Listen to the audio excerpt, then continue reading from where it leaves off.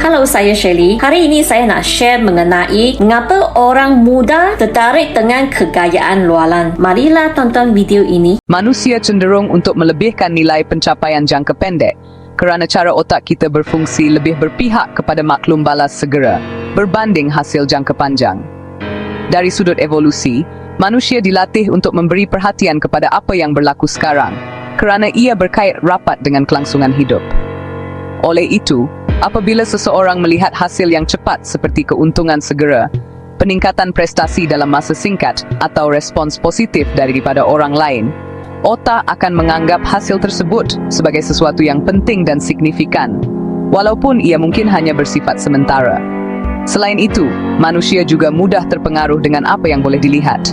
Hasil jangka pendek biasanya lebih jelas dan mudah diukur, seperti jumlah keuntungan, bilangan tontonan, atau pencapaian dalam tempoh tertentu.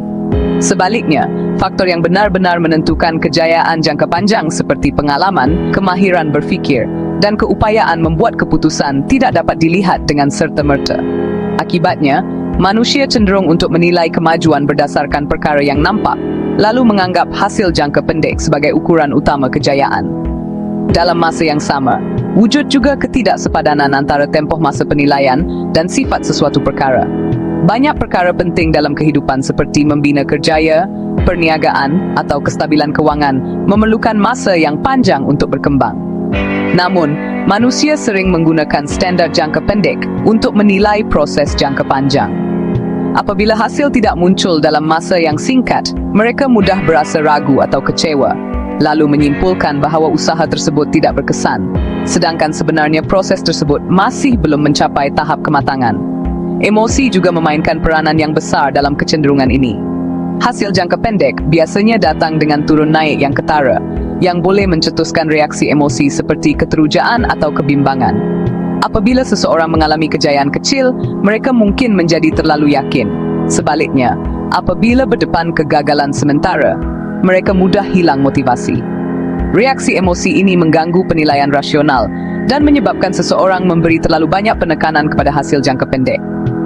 Akhir sekali, persekitaran moden turut memperkukuhkan kecenderungan ini. Media sosial, pemasaran, dan kisah kejayaan sering menonjolkan hasil yang cepat dan dramatik, seolah-olah kejayaan boleh dicapai dalam masa yang singkat. Apa yang jarang ditunjukkan ialah proses panjang di sebalik kejayaan tersebut. Pendedahan berterusan kepada naratif sebegini membentuk persepsi bahawa hasil yang bernilai mesti berlaku dengan cepat, sekaligus menyebabkan manusia semakin cenderung untuk melebihkan pencapaian jangka pendek berbanding nilai sebenar dalam jangka panjang. Okey, ini adalah topik yang saya nak share hari ini. Sekian, terima kasih.